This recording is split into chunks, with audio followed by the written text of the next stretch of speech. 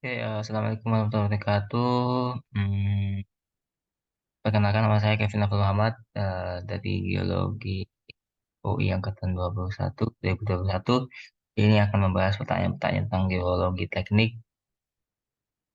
Eh, oke, jadi apa itu mekanika tanah dan mengapa pengetahuan tentang mekanika tanah penting dalam rekayasa sipil? Oke, jadi mekanika tanah adalah ilmu yang mempelajari tentang perilaku tanah ya di bawah kondisi tertentu seperti tekanan dan aliran air. Jadi ini tuh penting sekali untuk teknik sipil karena tanah adalah fondasi dari struktur bangunan sehingga perlunya mengetahui sifat dan karakteristiknya untuk keselamatan dan kestabilan bangunan. Oke, jelaskan apa itu pengukuran indeks plastisitas dari suatu tanah dan bagaimana PI ini mempengaruhi sifat tanah. Jadi eh, pengukuran indeks plastisitas PI itu adalah pengukuran pada tanah untuk menghitung rentang kadar air tanah dalam keadaan plastis dengan cara menghitung selisih antara liquid limit dengan plastik limit.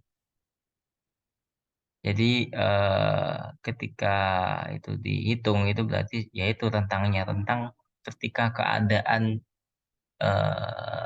dari material tersebut dalam keadaan plastis gitu. Nilai PI ini menentukan plastik state pada tanah. Oke. Eh, jadi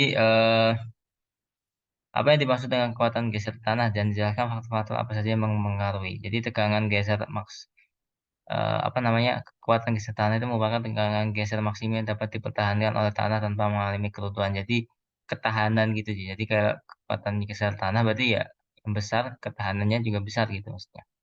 Faktor yang mempengaruhi ya jenis tanah, apakah itu tanah seperti tanah yang mudah terkompaksi atau jenis-jenis yang clay atau itu sand. Kemudian untuk ukuran butir juga yang tadi ukuran butir sudah hampir sama. Kemudian densitas juga itu penting. Kalau densitasnya tinggi berarti kan lebih kuat kan. Oke, jelaskan mengapa pengetahuan tentang jenis-jenis batuan dan karakteristiknya penting. Oke, jadi penting ya. Karena ya itu dengan mengetahui jenis batuan dan karakteristiknya itu akan memungkinkan mereka mempertimbangkan batuan yang berbeda untuk tujuan apapun yang diperlukan yaitu sebagai batuan dasar ataupun bisa jadi agregat beton atau batu-batuan bangunan atau sebagai bahan atap dekoratif. Jadi ya kita harus tahu kan jenis batuan-batuan tersebut. Tidak mungkin memakai pondasi-pondasi yang tidak batuan-batuan yang tidak kuat gitu kan. Oke. Jelaskan bagaimana cara mengidentifikasi jenis tanah berdasarkan ukuran butirannya. Mengapa hal ini penting dalam rekayasa sipil? Jadi kalau mengidentifikasi jenis tanah berdasarkan ukuran butirannya ya kita sebenarnya klasifikasiin aja sih. Jadi ada gravel, ada sand, itu sandy, sorry ya. Silt atau astagfirullah ini juga salah, itu clay ya harusnya. Clay yang kurang dari 0,002 mili. Jadi ini penting. Kenapa penting ya dalam teknik sipil ini karena jenis tanah yang berbeda itu memiliki sifat yang berbeda. Dan itu mempengaruhi perilakunya di bawah gaya yang berbeda, tekanan yang berbeda gitu. Misalnya kerikil dan pasir itu cocok untuk digunakan dalam konstruksi jalan dan fondasi, sedangkan tanah tanah liat dapat menimbulkan tantangan ya dalam konstruksi karena kekuatan gesernya yang tadi dan kompresibilitas yang rendah, jadi kurang tahan.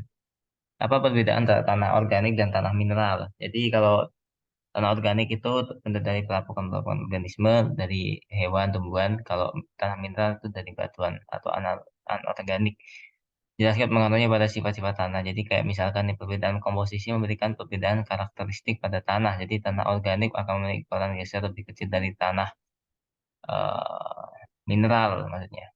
Tanah mineral memiliki variasi permeabilitas juga kan untuk pondasi. Ada yang misalkan clay itu kan kalau di permeabilitasnya kan jelek tuh. Nah, beda dengan sandstone gitu sih. Kemudian bagaimana cara menghitung porositas dan densitas suatu tanah? eh Kalau cara menghitungnya ya sebenarnya porositas itu sendiri kan ya volume dari rongga semuanya per volume total. Ya udah itu aja sih. Kemudian untuk densitas suatu tanah ya massa jenis seperti massa jenis massa per volume. Oke, apa hubungannya dengan daya tahan tanah? Jadi kalau porositas dan densitas sebenarnya kan itu berhubungan ya. Kalau porositasnya rendah dan high itu pasti kan ya density-nya pasti tinggi kan. Karena ya tadi porositas rendah makin kompak, densitasnya juga tinggi. Dan itu akan meningkatkan daya dukung tanah. Gitu. Oke, apa yang dimaksud dengan konsolidasi tanah dan mengapa hal ini penting dalam rekayasa sipil? Jadi konsolidasi adalah pengurangan volume tanah akibat beban di atasnya. Perbedaan karakteristik konsolidasi itu bergantung pada sejarah geologis suatu endapan. Jadi dengan demikian, penurunan struktur dapat ditegakkan jauh lebih besar pada tanah yang lebih mudah terkonsolidasi normal daripada pada tanah yang lebih tua atau terkonsolidasi secara geologis. Secara geologis sih. Jadi kalau sipil itu gimana? Jadi itu bisa untuk memprediksi efek penurunan yang terjadi pada struktur teknik, perlu juga diketahui seberapa cepat hal ini akan terjadi. Jadi kita bisa memprediksi lah apakah tanah ini tuh turunnya per tahun itu berapa mili atau berapa senti gitu. Juga penting kan. Oke. Jelaskan bagaimana geologi teknik sedimen dapat digunakan untuk memahami perbentukan dan perilaku sedimen di suatu wilayah. Jadi geologi teknik sedimen itu sebenarnya kalau ini menurut saya ya gabungan antara sedimentologi, geologi teknik. Jadi kan mempelajari sedimen bagaimana itu terbentuk dengan proses-proses sedimentasi. Nah, biasanya dan itu menjadi penciri khusus itu dan itu semua dihubungkan dengan sifat-sifat material sedimen seperti proses permeabilitas dari endapan sedimen. Jadi misalnya ada ketika suatu sifat tadi diketahui misalnya sandstone yang memiliki porositas tinggi, maka kita tahu bagaimana pembentukan sedimen tersebut kan. Nah, kemudian adanya misalkan juga nih struktur sedimen itu diketahui nih. Itu kan juga bisa digunakan untuk memahami perilaku sedimen di suatu wilayah ya pada masa lampau gitu sih. Oke, apa yang dimaksud dengan struktur tanah? Jelaskan jenis-jenis struktur tanah dan bagaimana struktur tanah mempengaruhi sifat-sifat tanah. Jadi struktur tanah itu mengacu pada cara partikel tanah mengelompok bersama untuk membentuk agregat. Jadi agregat ini bervariasi dalam ukuran dan bentuk dari remah-remah kecil yang kecil-kecil itu sehingga sampai balok-balok besar. Tipenya ini ada yang blocky, kolumnar, mesh, masif, ada yang single grain yang kecil, kemudian plety yang pipih. Jadi struktur tanah ini mempengaruhi eh, sifat. Salah satunya ini adanya rongga pada tanah itu sehingga permeabilitas tanah sangat dipengaruhi kan. Jadi kalau strukturnya misalkan yang A sama yang C itu kan beda jauh. Yang C ini pasti misalkan dua satunya sandstone sama, tapi kan porositasnya pasti akan gede yang A kan. Secara porositas secara bukan porositas dalam batuan ya. Kalau A ini kan butirannya banyak, maksudnya dalam keseluruhan itu banyak rongga.